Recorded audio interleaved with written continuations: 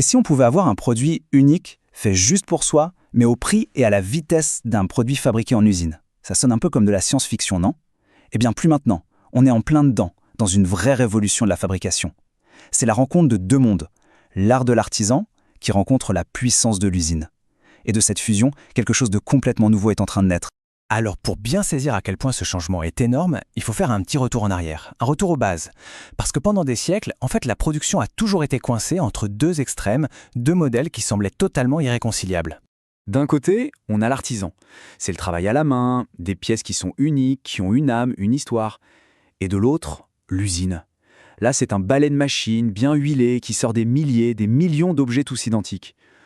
On a donc vraiment cette opposition frontale, le sur-mesure d'un côté et le standardisé de l'autre. C'est vrai que pour l'artisan, le temps, ça n'a pas la même signification. Chaque minute, chaque heure passée sur un objet, c'est un investissement pour atteindre la perfection. La qualité, ce n'est même pas le but, c'est le point de départ, c'est au cœur de tout le processus.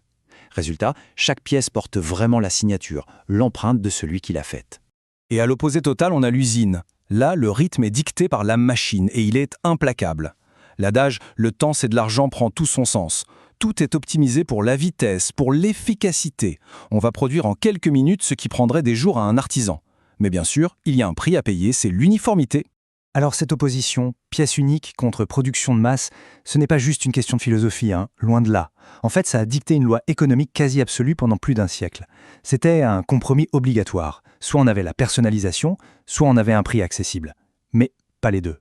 Bon, pour n'importe quelle entreprise, il y a un moment clé, un point de bascule. On appelle ça le seuil de rentabilité. C'est quoi ?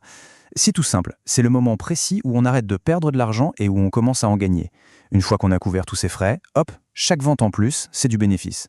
Et c'est ça le but du jeu. Et pour atteindre ce seuil le plus vite possible, la stratégie industrielle a toujours été assez simple finalement. On la voit ici.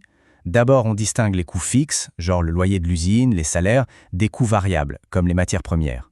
Ensuite, on calcule combien on gagne sur chaque produit vendu. Et à partir de là, le calcul est vite fait. Il faut vendre, vendre, vendre, jusqu'à ce que la somme de toutes ces petites marges finisse par couvrir les gros coûts fixes. C'est la course au volume, purement et simplement. Le choix était donc limpide et il nous concernait tous. Est-ce qu'on voulait un produit unique, vraiment personnalisé, quitte à y mettre le prix? Ou est-ce qu'on préférait un produit bien plus abordable, mais qui serait le même que celui de tout le monde?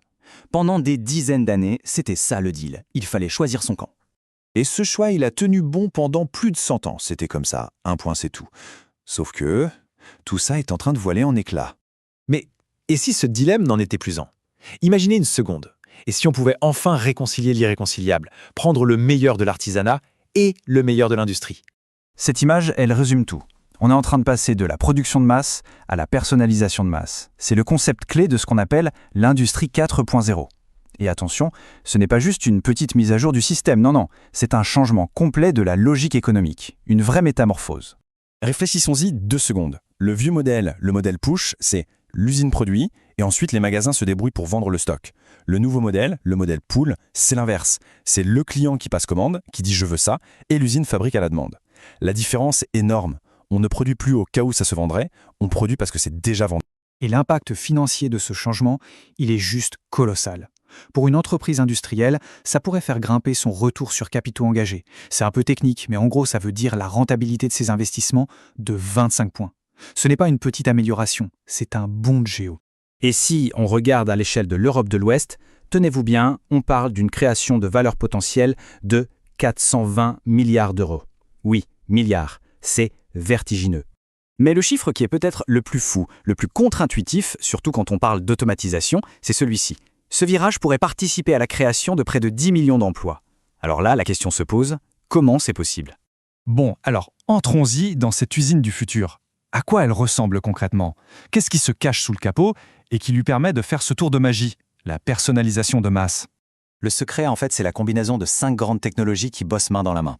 Il y a l'usine virtuelle, qui permet de tout tester sur ordinateur avant de lancer la production. Il y a les flux automatisés, avec des véhicules autonomes et des robots qui collaborent avec les humains.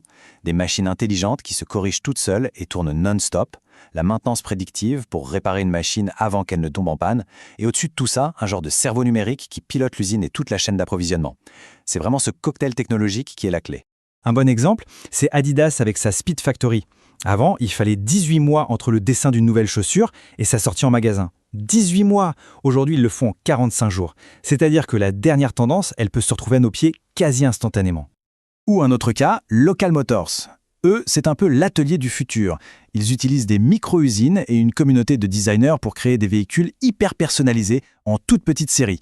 On a même vu un modèle entièrement imprimé en 3D. C'est vraiment ça, l'artisanat qui rencontre le numérique. Tout ça, c'est bien beau, mais ça nous amène à la question cruciale, celle que tout le monde se pose. Avec tous ces robots, toute cette automatisation, que deviennent les emplois humains ? Il faut savoir que cette peur, la peur que les machines nous volent notre travail, elle n'est pas nouvelle du tout. Ça remonte même au tout début de la révolution industrielle, avec les Luddites, ces ouvriers qui cassaient les métiers à tisser par crainte d'être remplacés.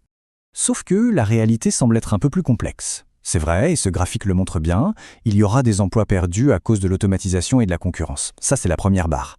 Mais, et c'est là que ça devient intéressant, on s'attend à ce que les nouvelles solutions de l'industrie 4.0 créent des emplois, et surtout que la relocalisation de la production et tous les services qui vont avec en créent encore plus. Au final, quand on fait le calcul, le solde est carrément positif. Donc le point vraiment essentiel à retenir, c'est ça. Ce n'est pas la fin du travail, c'est sa transformation. Dans l'usine du futur, l'humain n'est plus un simple exécutant, un rouage dans un grand engrenage.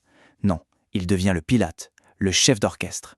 On laisse les tâches pénibles et répétitives aux robots et ça libère l'humain pour qu'il se concentre sur ce qu'il fait de mieux. Réfléchir, résoudre des problèmes complexes, innover. On arrive à la fin de cette exploration.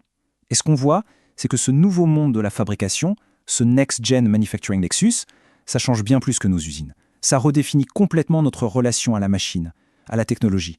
Finalement, la vraie question, ce n'est plus si on va travailler avec des machines. Ça, c'est une certitude. La question, c'est comment est-ce qu'on veut le faire.